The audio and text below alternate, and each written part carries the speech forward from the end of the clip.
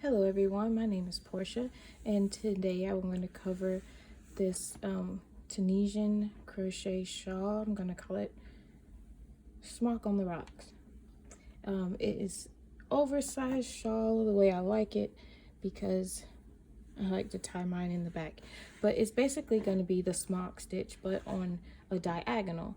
And normally smock stitch is a 2-row repeat, but for this shawl it'll be a 1-row repeat as you are increasing each row. For this I used 2 Lion Brand Shawl in a Ball, and this is the colorway of Restful Rainbow. And I had, I may have been able to make 1 more row, but I didn't want to chance it.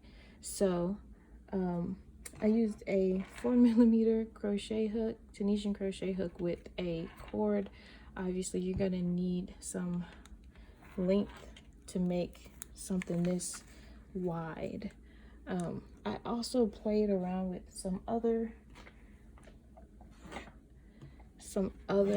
yarns. Like this one is a Red Heart Super Saver. I went up to a size 10mm Tunisian crochet hook, and you can still see stitch definition, which is great. This is a bit lacier, and it has a bit more drape, but it wasn't enough, so I went up even larger and got another weight of 4 yarn, and I used a 15mm Tunisian crochet hook for this one. You still see pretty good stitch definition. Is a lot lacier and super drapey, so you can play around with sizes when you decide to make this to see how drapey you're gonna want yours and how lacy you're gonna want it. Today we're going to be using Red Heart Super Saver in the Ogo format, and this one is newsprint, and it's also a weight of 4 yarn, and I'm gonna just do 8mm for it for tutorial purposes. And I'll start with a fixed Tunisian crochet hook, but you're gonna definitely want one with a cord.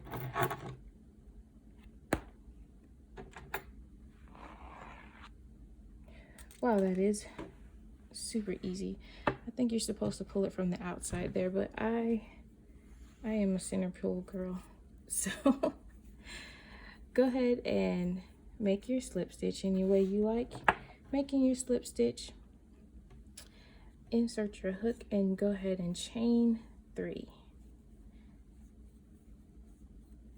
And the loop that's on your hook is going to count as your first stitch. So you can just pull up a loop in the second and the third chain. And with 3 loops on your hook, you can go ahead and do a normal return pass, which would be a chaining of 1, and then pulling through 2 and pulling through 2. Now what you're going to want to do is yarn over, pull through the middle stitch, and yarn over again, and then pull through the end stitch here. And I always try to get 2 loops on it. It helps, especially at the beginning, to turn it to the side so you can see what you're working with. So now that you have 5 loops on your hook, you're going to do a normal return pass with your chaining of 1 and then pulling through 2 all the way down the row.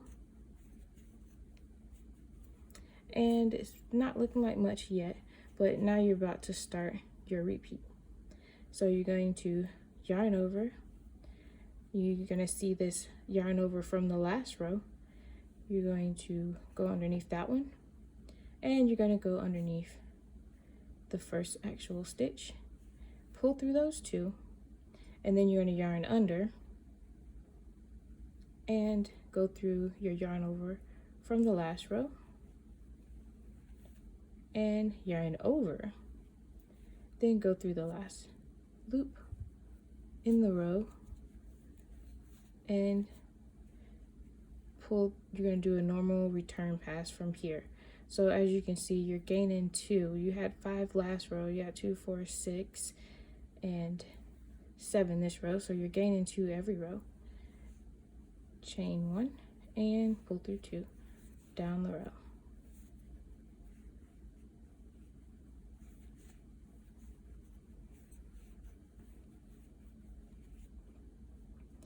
And you're going to be able to see this easier and easier. There's always going to be these V's, and you're going to want to grab one leg from one V and then one leg from the other V. That's how you know that you're going to be doing this right. And this one, think of the yarn overs as you have your hook here and you're going over the hook, and then the yarn unders after you go under that yarn over from last one and that first stitch, pull through 2, yarn under, you're going underneath the hook.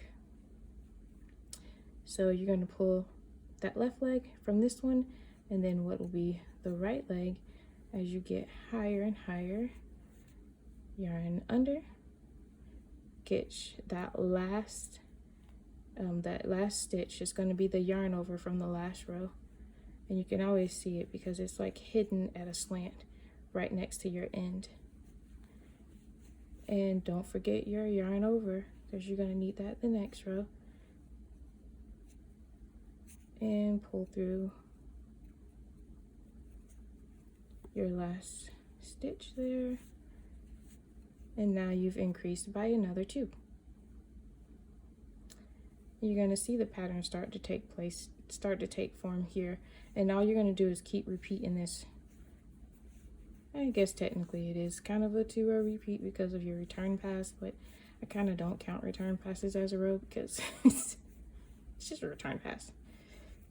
Anyway, go ahead, yarn over, go under these 2 loops, yarn under, go under the left leg of this one, the right leg of that one, and pull it up, yarn under, left leg, right leg, and yarn under. Then you got your last one here. And don't forget that yarn over at the end. That was the biggest thing that was tripping me up when I first started playing around with this pattern. And now it's just second nature. You're going to be surprised at how quickly you're going to breeze through this. I'm going to keep working a few more rows just so you can really see the pattern forming, and I will show you how you bind off. Get your yarn over, under 2, and yarn under 2, left and right, yarn under left, under right, yarn under left, under right, and get that yarn over from last row.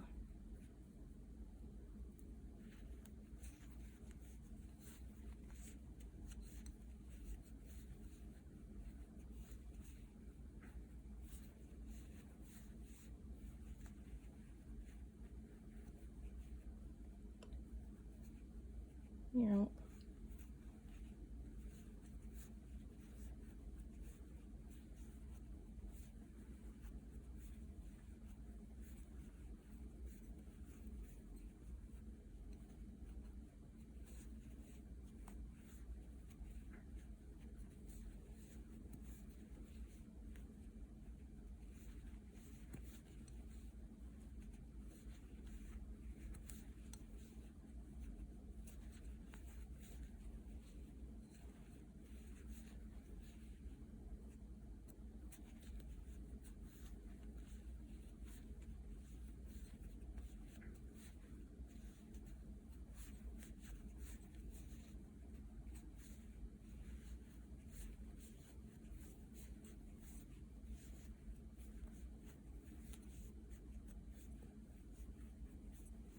And now I'll go ahead and show you how you would bind off.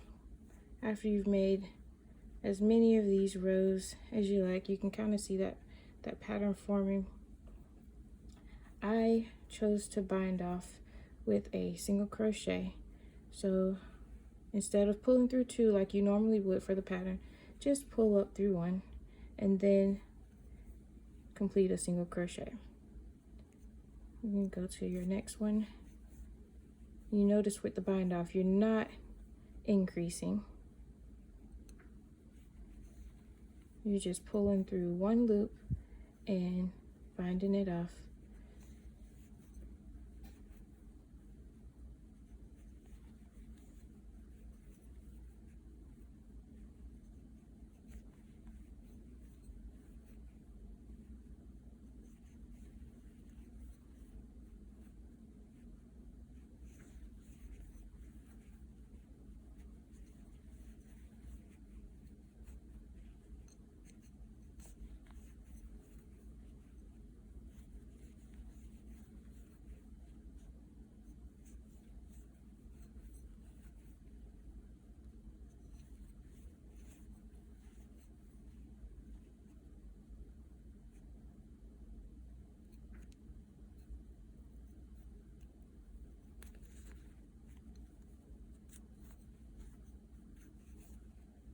And then you would tie it off, snip it off, and pull that through. But since it's just for tutorial purposes, I won't do that. But that's all it is to it. It's a simple repeat, and I hope you guys have a good time making your shawl. Thank you.